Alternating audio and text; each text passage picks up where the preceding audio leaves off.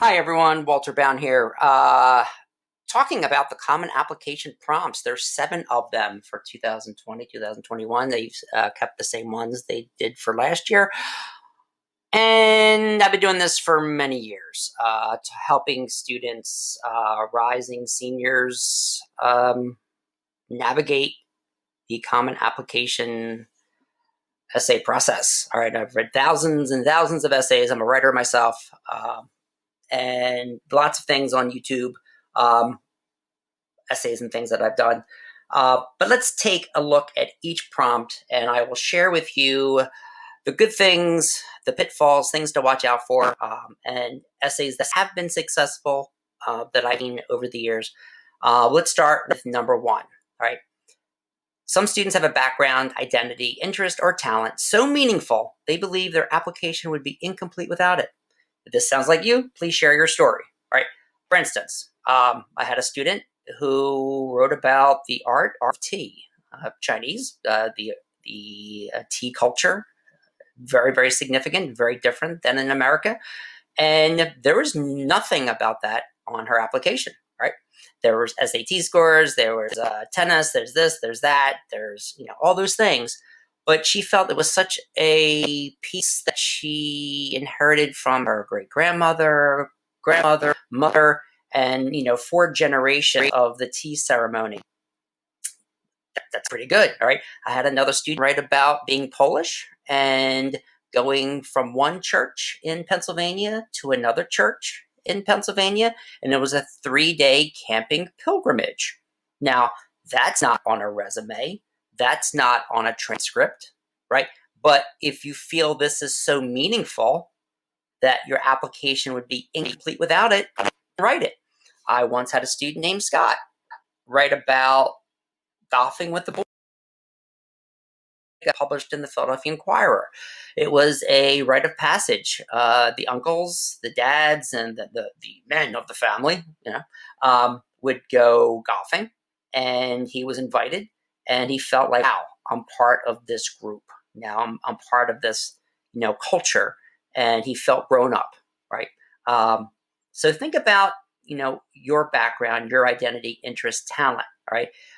No one might know you have a secret talent of playing guitar, or that you're really a really good singer and no one knows it because you only sing to yourself.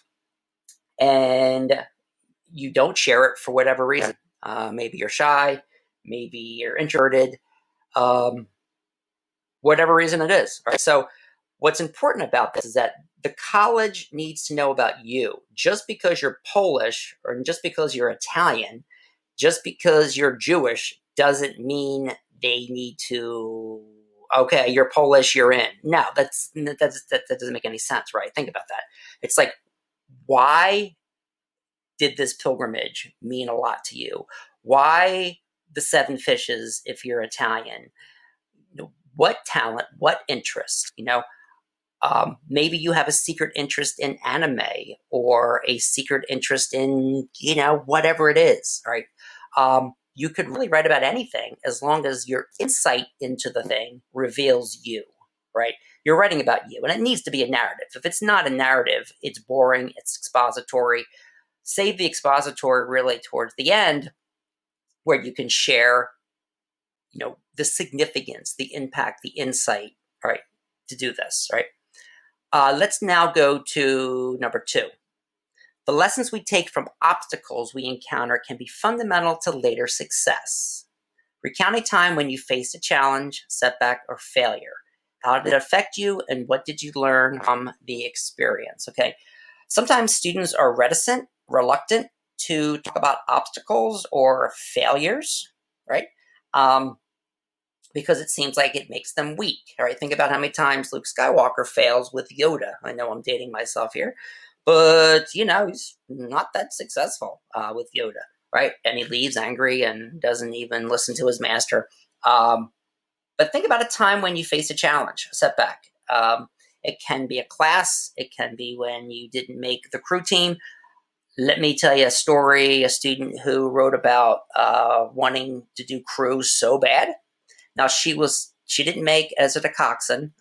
She was, relatively slight, and didn't make the team, was very, very sad, but then decided that I loved the water so much and I loved kayaking so much, she just started doing her own thing.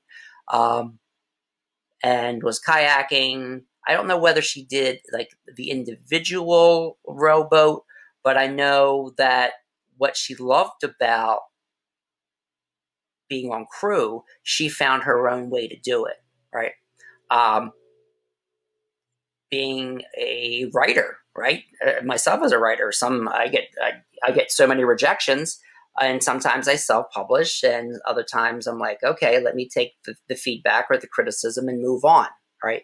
So oftentimes we learn more from our mistakes and failures than we do our successes, because if we always succeed, then we never know, when we'll actually like what happens when we face rejection, or we don't get into that college that we really want to get into for whatever reason, to pay 80,000, 90,000 a year for, especially remote, right? But how did it affect you? All right, that's what's really important, right? What did you learn from this experience? I've had students write about getting a coach, getting off the team. He hates the coach, blaming the coach. I'm like, this essay is not effective. You're whining. You're blaming other people. Yeah, you were sad. Yeah, it might have been some nepotism. Yeah, the coach probably did put his son in as a starter. I don't know. I'm not there. I'm not a judge of athletic ability. But it shouldn't be something where you just come across as whiny, complainy. Believe me, there's enough of that, right? So how did it affect you, right? Initially, and then what did you learn from the experience? Those questions are really, really important. Yes, we need to know the specific obstacle, not like, I'm just bad at math and I never did good at math. No, give me a specific class. For instance, in college, I failed a pre-calculus class. It's a huge embarrassment. And I just was not prepared. I did not study and didn't go to class, tried to drop. The professor said, you missed the drop date. I tried to petition it, didn't work. And you know what? I learned from that. Did it drop my GPA? Yeah. Did I learn that I just can't, avoid things that I don't like? Yeah, it sure did. Right. So did it keep me from going on to graduate school? No. But, so think about this. And if you're unsure, and if you're in my class, we can talk about this. Let's go to number 3. Reflect a time when you questioned or challenged a belief or idea. What prompted your thinking? What was the outcome? I had a student once in class during dinner, to his very Catholic family with his Catholic grandmother, declared that he was an atheist, right? And yeah, that's definitely questioning or challenging a belief or idea. The essay was unsuccessful, however, because he came across as superior and condescending, right? He dismissed the idea of any kind of religious faith. And because you don't know the audience, you could be offending the very reader you're trying to impress, right? So that was perhaps a truthful essay, but how did the writer come across? Now, if he wrote it in a different way, perhaps it would be better, right? But challenging a belief or idea is great, right? Jesus challenged a belief or idea. Gandhi, Martin Luther King, Galileo, John Lennon. There's Henry David Thoreau, Emerson. I can just go down the list, Rosa Parks, right? If there is no challenge, there is no progress, right? So when was the time that you questioned? Maybe you questioned your parents, and maybe you got in trouble, and maybe you realized, yeah, I took the wrong tack. I was a little abrasive. I should have been a little bit more diplomatic. All right. Were they right? Were you right? Did they apologize? Did you apologize? So think about this. Sometimes you might challenge a teacher with a grade, or sometimes, you get more, stuff with honey than vinegar, right? So you get more bees with honey, I guess, whatever that saying is, right? So, What prompted your thinking? Why did you think this way? And what was the outcome? Right? That this one's a hard one. A lot of kids don't choose this one. Number one, they choose a lot. Right? Number four is one that I don't see too often done. All right. Describe a problem you've solved or a problem you'd like to solve. Right? It can be an intellectual challenge, a research query, an ethical dilemma, anything of personal importance, no matter the scale.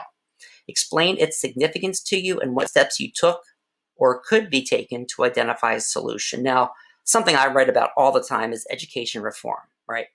How do we get very smart college students to go into teaching and keep them as teachers? It's not a meritocracy, right? It's actually socialism. It doesn't matter how good you are in the classroom, you will get paid this amount, right? And I see that as a problem, right? Now, other people don't see that as a problem, but that's a problem that I see, and there's lots of problems in education that I see. But I see problems all over the place, with racism, sexism, you name it, there's a problem. But what's a problem that you've solved? Like you solve a problem and then you solve the problem. Perhaps, you've read reports about the kid that saw homeless people and started in the city and started a program to get blankets to them, or there's a dearth of kids in schools that don't have libraries. So you started a book collection and now these kids now have a library. Now that's the big stories that you hear, but it can be a smaller level at your church, your synagogue, or something like that. Or it could be a problem you'd like to solve. Maybe you can solve the problem of police brutality, of racism, of sexism. It could be an intellectual challenge. Perhaps you have problems with the electoral college, that it's archaic, that you're into history, that you're into politics. All right, how can we make science believable to the masses when they just don't want to believe in science, right? And they don't want to wear a mask. In fact, they want to burn a mask, right? I'm not joking. There's actually people who have mask burning things, right? Demonstrations, because you can't tell us what to do. All right. So think about number four. It can be something you've done or something that you would love to do. And because colleges want dreamers, they want people who are passionate and who want to change things. They don't want someone who's going to fit in, right? They want someone who's going to challenge the system, right? Unless you try changing the system at college, and then that's a different story. But we'll talk about that. This is getting in, and then once you get in, then you need to start working the system. All right, number 5. There's 7 of them. Discuss an accomplishment, event, or realization that sparked a period of personal growth and a new understanding of yourself and others. Okay, this one is a topic that a lot of kids use. Oftentimes, these are the epiphany essays, like my bar mitzvah, or some kind of Cinque Terre, or some sort of rite of passage thing. Like there is some accomplishment, event, or realization. All right, so you're on the road to Jericho, the sun opens, or you get swallowed by a whale, and if you're Jonah, and you were going against the word of God, and then God sent a whale, swallowed you whole, and then in the belly of the whale, you had a realization that you needed to keep on God's path, and then God delivered you from the Leviathan. Okay, I'm using biblical allusions here, but you get the idea, all right? So oftentimes kids want to write about the goal they scored that won the championship. It's cliche.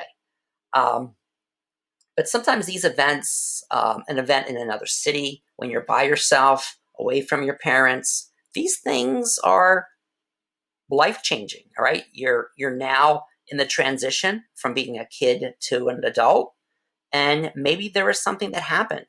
Maybe it was the first time you were in charge of your brother and sister. Maybe it was your first job, right? But really something that sparked a period of personal growth, right? So there's the seed, and water was placed on the seed. And then there was enough sun and enough nutrients in the soil that you started growing, all right? Can you trace it back to that initial germination, right? If you can, and show us how that seed grew into the flowering plant of today, and you are that flowering plant, and now that you have a deeper understanding of you and others, I mean, that's great, right? That's great. And if you're in my class, talk about this, and let's talk about the accomplishment, event, or realization. Even though it might have happened to a lot of different people,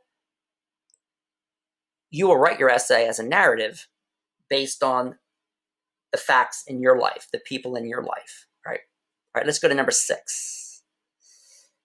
Describe a topic, idea, concept you find so engaging it makes you lose all track of time. Why does it captivate you? What or who do you turn to when you want to learn more? Okay, for me, it's the garden, right? When I say, honey, I'm going to go to the garden, I'll be right back, I never mean I'll be right back. I could be out there for 3 hours and I'm just engulfed in my garden, right? Learning about new plants, composting, doing a whole bunch of stuff, right? So for me, I've written and published a lot about gardening, right? And what I've learned about gardening, even though I do not have a science background, right? I've kind of it's all self-taught, right? I'm not a biologist, I'm not a horticulturalist, but I do know a lot about plants and about vegetables and perennials. Back in the day, I was also very much into the Soviet Union, about politics, about artificial genetic engineering, history, the Revolutionary War. I mean, I'm into a lot of things, right? So there are sometimes I can just watch video after video on YouTube about World War II, and 5 hours go by, or I'm watching 5 different videos about drummers. Keith Moon and John Bonham, and I'm like, oh my goodness, I didn't realize I was, watching all these drumming videos when I should be grading essays. So, what's a topic that you lose all track of time with? That's something that you just love to learn, and it's not about a grade. Why does it captivate you? Who or what do you turn to when you want to learn more? Right? Oftentimes, I go to YouTube videos. I want to learn how to use my new digital camera, so I go to YouTube videos. I want to learn about how to properly make my gardenias bloom, right? So I turn to garden experts. Like I went to Mike McGrath, who taught me how to grow tomatoes. Now my tomatoes are amazing, right? They're amazing videos. I have videos about how to grow tomatoes on YouTube. And I learned from Mike McGrath. My tomatoes were marginal at best. I listened to him for about an hour, and suddenly now I'm growing great tomatoes, right? Again, this is not on my resume. There's nothing about SATs here. It just makes me interesting, hopefully, to a college admissions person who's reading hundreds of essays a day, underpaid, underappreciated, overworked, and you need to find some way to make them want to read your essay. And number 7, the wild card. Share an essay on any topic of your choice. It can be one you've already written, one that responds to a different prompt, or one of your own design. All right, this can work very well, or it could work very poorly. Sometimes you just say, okay, I'm going to pick something that I wrote in English and put that in there, and it may be good, it may be bad. Maybe you revised it several times and the teacher was with you and she or he knew what they were doing in directing you. But it's a prompt, but it still needs a thesis, and you still need to have like a purpose. What are you marketing to admissions? What traits that you have? Do you have focus? Do you have grit? What kind of personality, your charisma, your love of humanity, whatever it is, you need to prove to admissions in 650 words in a very tight space. So number 7's tough, and a lot of kids don't do number 7. Number 1 and number 4 are probably the big ones. Number 1 and number 5, I say, are the big ones. And I would say the statistics I've seen, and you can get the statistics about which essays kids commonly use. And number 1, I think, is the big one, right? Because everyone has a background, everyone has an identity. Just because you're, LGBT Is that a reason to have you go into college? Maybe not,